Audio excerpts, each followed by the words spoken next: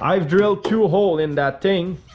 As you can see, I bend it here at 90 degrees and bend another 80 degrees here flat and screw it on this guard. And this pole here, it's to hold the other part of the guard that's holding the bell.